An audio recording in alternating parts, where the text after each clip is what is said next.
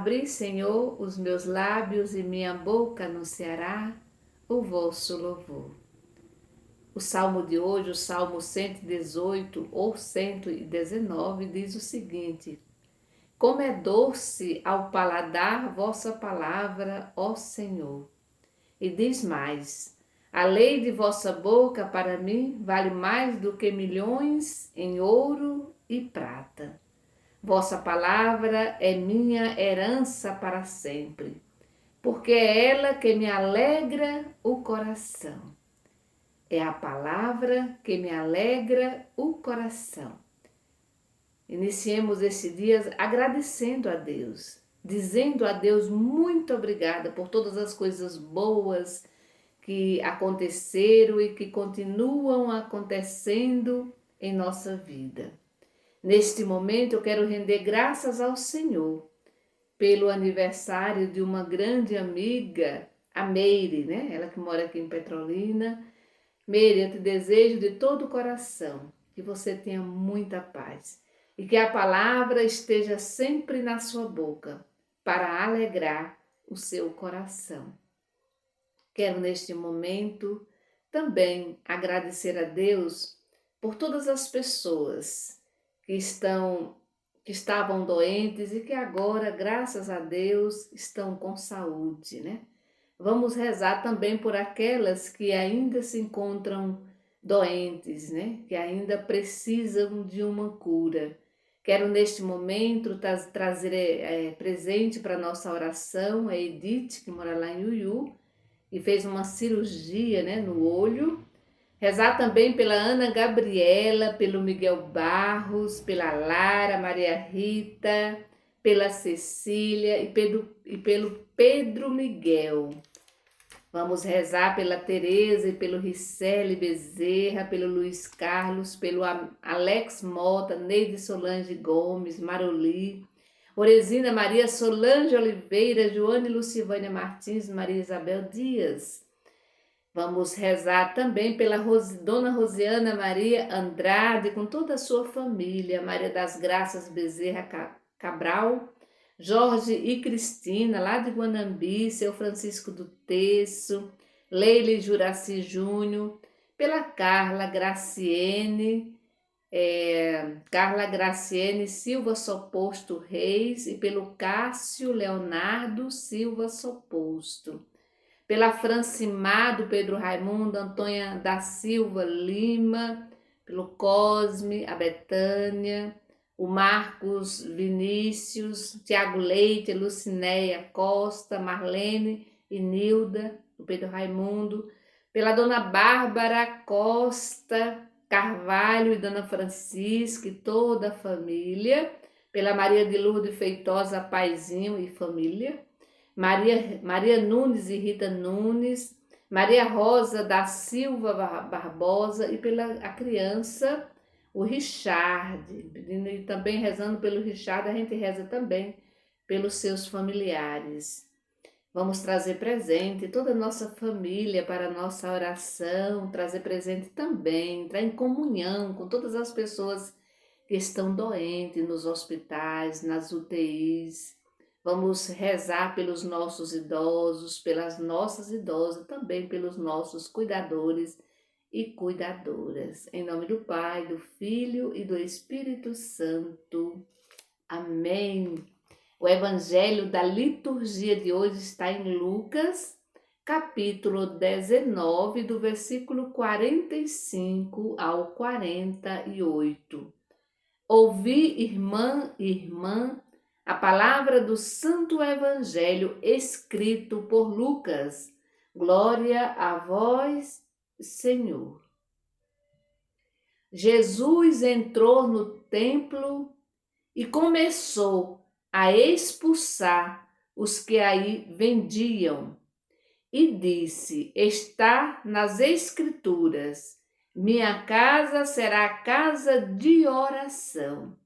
No entanto, vocês fizeram dela uma toca de ladrões. Jesus ensinava todos os dias no templo. O chefe dos sacerdotes, os doutores da lei e os notáveis do povo procuravam um jeito de matá-lo, mas não sabiam o que fazer, porque o povo todo ficava fascinado quando ouvia Jesus falar. Palavra da salvação, glória a vós, Senhor.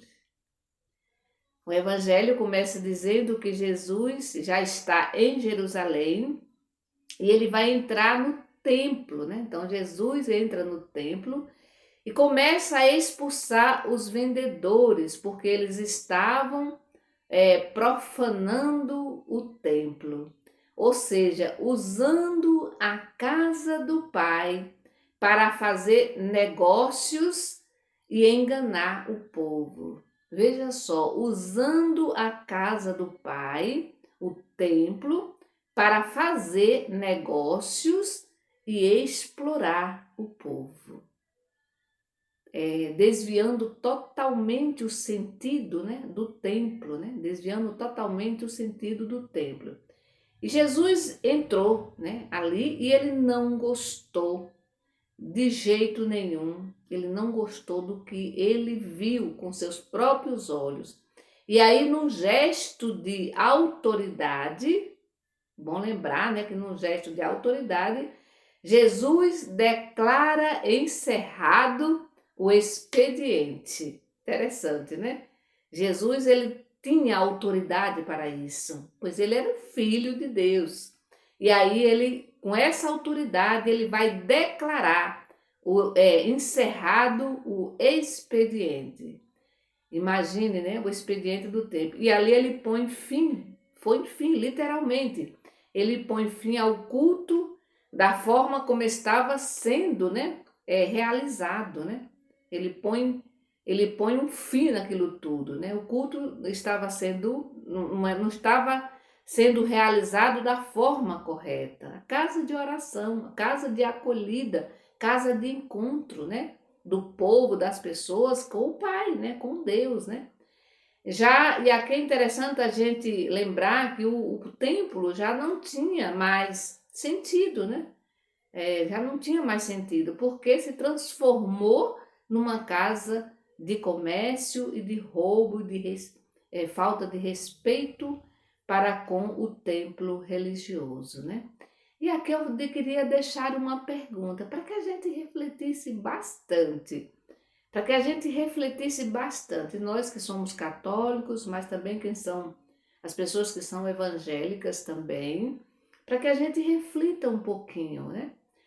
A gente acaba ficando sabendo de algumas igrejas católicas, mas também evangélicas, que, sobretudo nesse período, né, eleitoral que já passou, graças a Deus, há pessoas que usavam o templo para fazer realmente campanha, né? Meu Deus, e a minha pergunta é: se Jesus entrasse hoje nas nossas igrejas, nos nossos espaços, né? Nas nossas igrejas, né? O que ele encontraria? Se Jesus entrasse hoje nas nossas igrejas, o que ele encontraria? Talvez você me diga, não, irmã, ele não iria encontrar ninguém vendendo nada, sim. Mas será que ele ia ficar feliz com os nossos templos? Com o nosso jeito de rezar, de orar? Então, se Jesus entrasse hoje, eu vou fazer de novo a pergunta. Se Jesus entrasse hoje nas nossas igrejas, o que ele encontraria? E a pergunta também é: se Jesus entrasse agora no nosso coração, o que ele encontraria? Para a gente dar uma olhadinha para dentro também de nós. Porque às vezes a gente profana o templo, o espaço físico, mas também a gente profana também o nosso coração. Quando a gente permite, quando a gente guarda lixos, quando a gente guarda ódio, raiva, né, do irmão, da irmã, a gente também está profanando a casa de Deus, que é o nosso coração. O templo, a igreja, meu irmão e minha irmã, é o espaço do encontro do Pai com os seus filhos, com suas filhas. É o encontro da comunidade com o Pai. É preciso dar ao templo nova direção para merecer efetivamente, né, a questão da condução da casa do Pai mesmo, né? É o lugar da casa do Pai. E é o que Jesus fez e vai continuar fazendo, né? Por meio do seu ensino, né? Por meio do seu ensino. Olha que o texto, ele vai usar as escrituras, né? Ele vai usar as escrituras. É o que Jesus faz por meio do seu ensino. Ele nos ensina. E é interessante que o ensinamento de Jesus vai causar justamente raiva das autoridades religiosas, das autoridades políticas que controlava todo aquele espaço. Então, o ensinamento de Jesus, Jesus que ensinava com palavras e com ações, incomodava muito as autoridades. O texto fala, né, das autoridades religiosas, dos notáveis, ou seja, das pessoas, né, das lideranças grandes, né, das pessoas que detinham o poder. Vai incomodar e vai deixar esse público com raiva, a ponto de querer matar Jesus. E eles só não o fizeram porque o texto diz que Jesus era muito querido e que o povo gostava gostava de escutar Jesus, ou seja, o povo ficava fascinado quando ouvia Jesus falar. Portanto, Jesus, que por um lado criava ou fazia com que as autoridades ficassem com raiva, por outro lado, o povo gostava de escutar Jesus. O povo gostava porque Jesus falava a linguagem do povo e porque Jesus acolhia o povo com carinho e com ternura. E isso faz com que os notáveis, os doutores da lei, os sacerdotes, o chefe dos sacerdotes, ficassem com mais raiva de Jesus, porque também eles tinham inveja de Jesus. Porque eles não conseguiam atrair o povo assim como Jesus atraía com o seu jeito de ser. Por isso, meu irmão e minha irmã, eu quero voltar de novo à pergunta para que a gente fique durante todo esse dia meditando e rezando e que a gente também possa, tomando consciência, ajudar as nossas comunidades. Porque às vezes a gente contribui para que a casa do Pai seja um lugar de exploração, de comércio, né? E também mesmo de exploração mesmo do povo, sobretudo do povo mais pobre. Então a gente precisa ajudar, nós como lideranças, a gente precisa ajudar. Por isso a pergunta de novo, se Jesus entrasse hoje em nossas igrejas, o que ele encontraria? Se Jesus entrasse agora no nosso coração, o que ele encontraria? Será que ele encontraria um coração amoroso, cheio de amor, de ternura, de compaixão?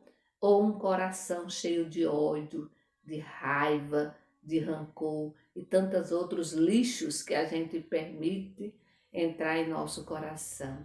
Que o Senhor Jesus, nesse dia de hoje, nos ajude a responder essa pergunta.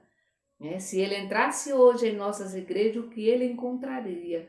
Se ele entrasse hoje no nosso coração, o que ele encontraria? Então que o Senhor nos ajude a responder essa pergunta para Deus. Em nome do Pai, do Filho e do Espírito Santo. Amém.